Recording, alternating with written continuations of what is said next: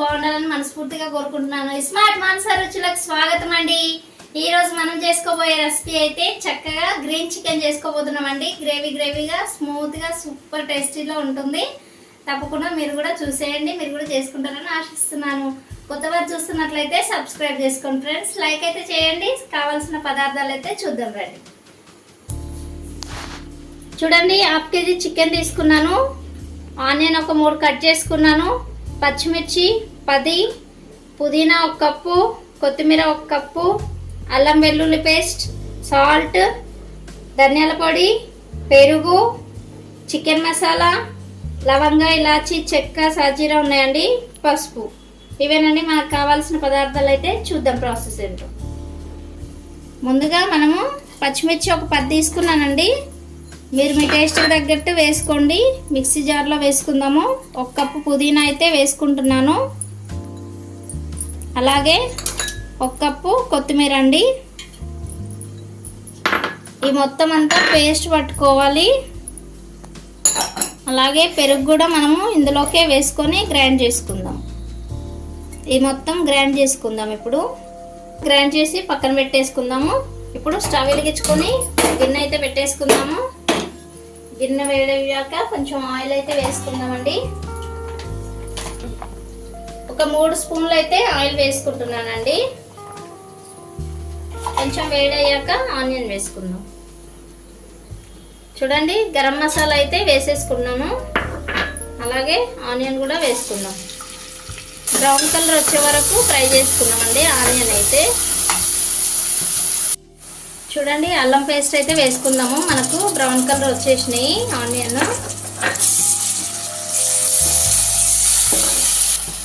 Chicken అయితే వేసుకుంటున్నానండి.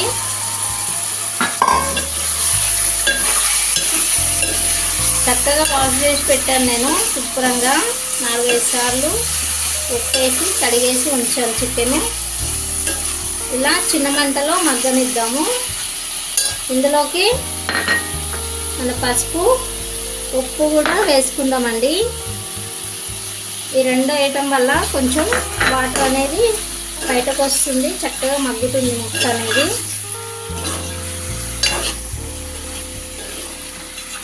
ఇప్పుడు వేసేసుకుందాం మనము. గ్రీన్ పేస్ట్ మొత్తం ఇందులోకి వేసుకొని మిక్స్ చేసుకోవాలి. ఇదంతా ఒకసారి కలిసేలాగా కలుపుకుందాం.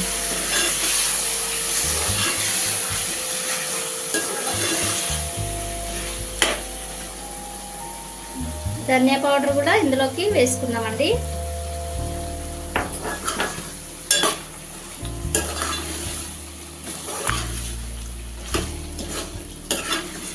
ఇప్పుడు ఇందులో 1 గ్లాస్ వాటర్ అయితే వేసుకుందామండి. మనము చికెన్ మొత్తం సాఫ్ట్గా ఉడకాలి కాబట్టి మనకు హాఫ్ వరకు బాయిల్ అయిపోయింది.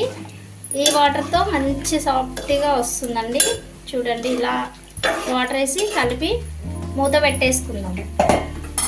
ఒకసారి మూత అయితే తీసి చూసుకుందామండి ఎంతవరకు అయిందో. చూడండి, ఇలా దగ్గర పడింది కదా. ఇంకొంచెం దగ్గరకు రావాలి మనకు కర్రీ. ఇంకొంచెం దగ్గరకు రానిచ్చుకుందాము. ఇంకొక 5 మినిట్స్ అలాగే మూత పెట్టి చిన్న మంటలోనే ఉడికించుకోవాలండి. అప్పుడే సాఫ్ట్గా మగ్గుతుంది కర్రీ అనేది. చూద్దామండి ఒక 5 మినిట్స్ తర్వాత. చూడండి, మనకు మొత్తం అంతా దగ్గర పడి ఆయిల్ అంతా పైకి తేలింది కదా. చక్కగా పర్ఫెక్ట్గా అయ్యిందండి. మనకు చక్కగా కుక్ అయింది. చూడండి, ఇలా అంటే మెదిపోయింది కదా. రెడీ అయిపోయింది మన కర్రీ అయితే. ఇప్పుడు లాస్ట్లో చికెన్ మసాలా వేసేసుకుందామండి. ఇక ఇంతేనండి. గ్రీన్ చికెన్ అయితే చాలా టేస్టీగా ఉంటుంది. యమ్మీగా జ్యూసీగా, పీసెస్ కూడా చక్కగా టేస్టీగా ఉంటాయి, జ్యూసీగా ఉంటాయండి. తప్పకుండా మీరు కూడా ట్రై చేయండి. ఇక ఇంతేనండి. స్టవ్ ఆఫ్ చేసేసుకుందాము. మన కర్రీ అయితే రెడీ అయిపోయింది. చూసేసారు కదండి, గ్రీన్ చికెన్ అయితే రెడీ అయిపోయింది. చాలా టేస్టీగా ఉంటుంది, జ్యూసీగా యమ్మీగా ఉంటుంది. తప్పకుండా మీరు ట్రై చేయండి. మీకు ఎలా వచ్చిందో కామెంట్ చేయండి. కొత్తవారు చూసినట్లయితే సబ్స్క్రైబ్ చేసుకోండి, లైక్ అయితే చేయండి, మీ ఫ్రెండ్స్కి షేర్ చేయండి ఫ్రెండ్స్. మరొక వీడియోతో మేము ఉంటాను. అంతవరకు